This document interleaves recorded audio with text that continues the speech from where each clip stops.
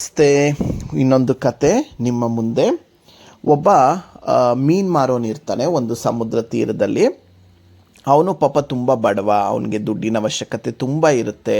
ಅವನಿಗೆ ಒಬ್ಬಳು ಹೆಂಡತಿ, 4 ಜನ ಮಕ್ಕಳು, ತುಂಬ ಕಷ್ಟಕರವಾದಂಥ ಪರಿವಾರವನ್ನು ಅವನು ನಿಭಾಯಿಸ್ತಾ ಇರ್ತಾನೆ. ಒಂದು ದಿವಸ ಅವನು ಮೀನು ಹಿಡಿಯೋಕ್ಕೆ ಹೋದಾಗ ಅವನ ಒಂದು ಬಲೆ ಒಳಗೆ ಒಂದು ಮೀನು ಸಿಕ್ಕಾಕ್ಕೊಳ್ಳುತ್ತೆ. ಆ ಮೀನು ಲಕ್ಷಾಂತರ ರೂಪಾಯಿ ಬೆಲೆ ಬಾಳುವಂಥ ಮೀನಾಗಿರುತ್ತೆ.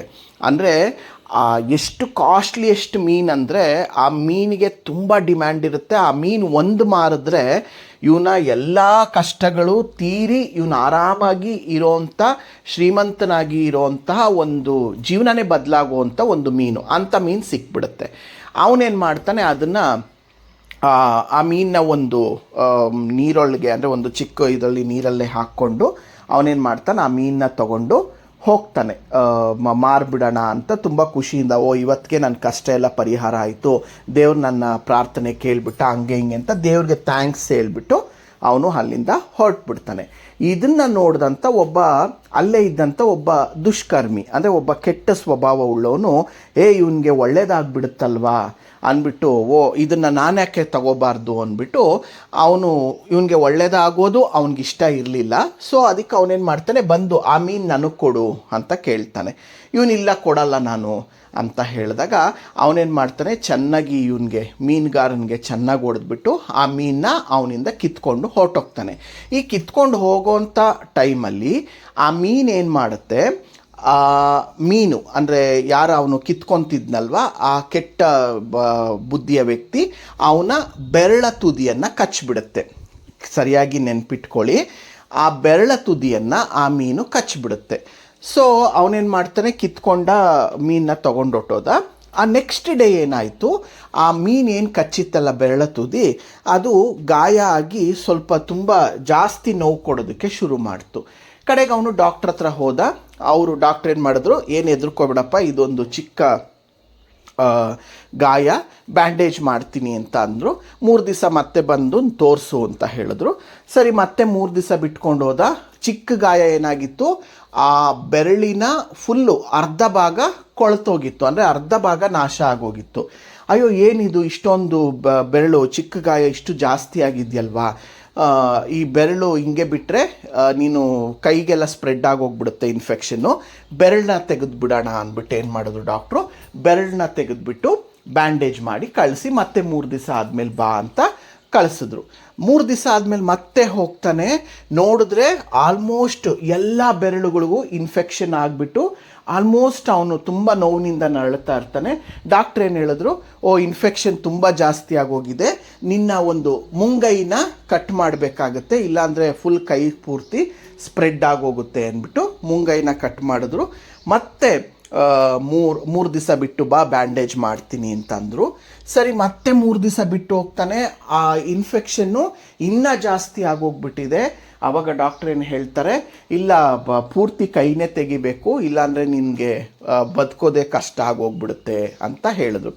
ಆವಾಗ ಅವನ ಹೆಂಡತಿ ಹೇಳ್ತಾಳಂತೆ, ರೀ, ಒಂದು ಸತಿ ಜ್ಞಾಪಕ ಮಾಡ್ಕೊಳ್ಳಿ, ನೀವು ಯಾರಿಗಾನ ಏನನ್ನ ಕೆಟ್ಟದ್ದು ಮಾಡಿದ್ದೀರಾ, ಯಾಕೆ ಈ ಥರ ಆಗ್ತಾ ಇದೆ, ಈ ಮೀನು ಕಚ್ಚಿದ್ದು ಜಸ್ಟ್ ಒಂದು ಬೆರಳ ತುದಿ, ನಿಮ್ಮ ಪ್ರಾಣಕ್ಕೆ ಇದು ಸಂಸ್ಕಾರ ತರ್ತಾ ಇದೆಯಲ್ಲ, ನೀವೇನು ತಪ್ಪು ಮಾಡಿದ್ದೀರ ಸ್ವಲ್ಪ ನೆನಪಿಸ್ಕೊಳ್ಳಿ ಅಂತ ಹೇಳಿದಾಗ ಅವನಿಗೆ ನೆನಪಾಗುತ್ತೆ, ಆ ಬಡ ಮೀನನ್ನು ಕಿತ್ಕೊಂಡಿದ್ರಿಂದ ನಂಗೆ ಈ ಥರ ಆಗಿರ್ಬೋದು ಅಂತ ಹೇಳ್ತಾನೆ. ಆವಾಗ ಹೆಂಡತಿ ಹೇಳ್ತಾಳೆ, ಫಸ್ಟು ಹೋಗಿ ಅವನ ಪಾದಕ್ಕೆ ಬಿದ್ದು ತಪ್ಪಾಯಿತು ಅಂತ ಕೇಳ್ಕೊಳ್ಳಿ, ಆವಾಗ ನಿಮ್ಗೆ ಏನಾನ ಆಗ್ಬೋದು, ಹೋಗಿ ಫಸ್ಟ್ ಅವನ್ನ ಹುಡುಕಿ ಯಾರವನು ಅಂತ ಹೇಳಿದಾಗ ಅವನ ತಕ್ಷಣ ಆ ಮೀನು ಮಾರೋನ ಹತ್ರ ಹೋಗಿ ಪಾದತ್ರ ಬಿದ್ದು, ನೀನು ನನಗೇನು ಮಾಡಿದೆ, ನೀನು ನನಗೇನಾದರೂ ಮಾಟ ಮಂತ್ರ ಏನಾನ ಮಾಡಿಸ್ಬಿಟ್ಟ ನೋಡು, ಅವತ್ತಿಂದ ನಿನ್ನ ಹತ್ರ ಮೀನು ಕಿತ್ಕೊಂಡು ಬಂದಾಗಿಂದ ಏನಾಯಿತು, ನನ್ನ ಇಡೀ ಪ್ರಾಣಕ್ಕೇನೆ, ಅಂದರೆ ಚಿಕ್ಕ ಗಾಯ ನನ್ನ ಪ್ರಾಣಕ್ಕೇನೆ ಸಂಸ್ಕಾರ ತರೋ ರೀತಿ ಮಾಡ್ತು, ಏನು ಮಾಡಿದೆ, ದಯವಿಟ್ಟು ನನ್ನ ಕ್ಷಮಿಸ್ಬಿಡು ಅಂತ ಹೇಳಿದಾಗ ಆ ಮೀನುಗಾರ ಒಂದು ಸುಲಭವಾದ ಮತ್ತು ಅತ್ಯದ್ಭುತವಾದ ಒಂದು ಉತ್ತರವನ್ನು ಕೊಡ್ತಾನೆ. ಏನು ಅಂದರೆ, ನೋಡು, ನಾನು ಯಾವ ಮಾಟನೂ ಮಾಡಿಸಿಲ್ಲ, ಯಾವ ಮಂತ್ರನೂ ಮಾಡಿಸಿಲ್ಲ, ನೀನು ಮಾಡಿದಂಥ ತಪ್ಪನ್ನು ನಾನು ದೇವ್ರಿಗೆ ಒಪ್ಪಿಸ್ದೆ. ಅಂದರೆ ನಾನು ಹಾಳಾಗಲಿ, ನಾನು ಚೆನ್ನಾಗಿರಬಾರ್ದು ಅಂತ ನನಗೆ ಬಂದಂಥ ಅನ್ನದ ತುತ್ತನ್ನು ನೀನೇನು ಮಾಡಿದೆ, ನನ್ನ ಅನ್ನವನ್ನು ನೀನು ಕಿತ್ಕೊಂಡೆ. ಅದಕ್ಕೆ ನಾನೇನು ಹೇಳಿದೆ, ನೀನು ಮಾಡಿದ ತಪ್ಪನ್ನು ದೇವ್ರಿಗೆ ನಾನು ಸಮರ್ಪಣೆ ಮಾಡಿದೆ. ದೇವರೇ, ಅವನಿವತ್ತು ನನ್ನ ಅನ್ನನ ಕಿತ್ಕೊಂಡಿದ್ದಾನೆ, ಅವನಿವತ್ತು ನನಗೆ ಕೆಟ್ಟದನ್ನು ಮಾಡಿದ್ದಾನೆ, ಅದನ್ನು ನೀನೇ ನೋಡ್ಕೋ ಅಂತ ಹೇಳಿದೆ, ಅದಕ್ಕೆ ನಿಂಗೆ ಈ ಥರ ಆಯಿತು ಅಂತ ಹೇಳ್ತಾನೆ. ಆವಾಗ ಇವನಿಗೆ, ಆ ಕೆಟ್ಟ ವ್ಯಕ್ತಿಗೆ ಅವನ ತಪ್ಪಿನ ಅರಿವಾಗಿ ಸಾರಿ ಕೇಳ್ತಾನೆ. ಆದರೆ ಒಂದು ನೆನ್ಪಿಟ್ಕೊಳ್ಳಿ, ಈ ಕಥೆಯಿಂದ ನಾವೇನು ತಿಳ್ಕೊತೀವಿ ಅಂದರೆ, ನಾವು ಯಾರ ಅನ್ನವನ್ನು ಕಿತ್ಕೊಳ್ಳೋಷ್ಟು ಕೆಟ್ಟ ವ್ಯಕ್ತಿಗಳಾಗಬಾರ್ದು. ಈ ಕಥೆಯ ನೀತಿಯನ್ನು ನೀವು ಸುಲಭವಾಗಿ ಸೂಕ್ಷ್ಮವಾಗಿ ಗಮನಿಸೋದಾದರೆ, ದೇವರನ್ನೋನು ಪ್ರತಿಯೊಬ್ಬರ ಒಂದು ಲೆಕ್ಕಾಚಾರವನ್ನು ಹಾಕ್ತಾ ಇರ್ತಾನೆ. ಯಾವುದು ನಾವು ಏನು as you sow you reap ಅಂತ ಒಂದು ಇಂಗ್ಲೀಷಲ್ಲಿ ಒಂದು ಪ್ರವೋಬ್ ಇದೆ. ನಾವು ಏನನ್ನು ಬಿತ್ತುತ್ತೀವೋ ಅದೇ ನಮಗೆ ಬರೋದು. ನಾವು ಬೇರೆಯವ್ರಿಗೆ ಒಳ್ಳೇದು ಮಾಡಿದ್ರೆ ಒಳ್ಳೇದಾಗುತ್ತೆ, ಬೇರೆಯವ್ರಿಗೆ ಕೆಟ್ಟದ್ದು ಮಾಡಿದ್ರೆ ಕೆಟ್ಟದೇ ಆಗೋದು. ಯಾರನ್ನು ಕರ್ಮ ಸುಮ್ಮನೆ ಬಿಡೋದಿಲ್ಲ. ಇವತ್ತು ನೀವು ಖುಷಿಯಾಗಿರ್ಬೋದು, ಮುಂದೊಂದು ದಿವಸ ಆ ದೇವರ ಲೆಕ್ಕವನ್ನು ಚುಕ್ತಾ ಮಾಡೇ ನೀವು ಭೂಮಿಯಿಂದ ಹೋಗಬೇಕು ಅನ್ನೋದು ಈ ಒಂದು ಕಥೆಯ ನೀತಿಯಾಗಿರುತ್ತೆ. ಒಳ್ಳೆಯದನ್ನು ಮಾಡಿ, ಒಳ್ಳೆಯದನ್ನು ಬಿತ್ತಿ, ಒಳ್ಳೆಯದನ್ನು ಪಡೀರಿ. ಧನ್ಯವಾದಗಳು. ಶುಭವಾಗಲಿ.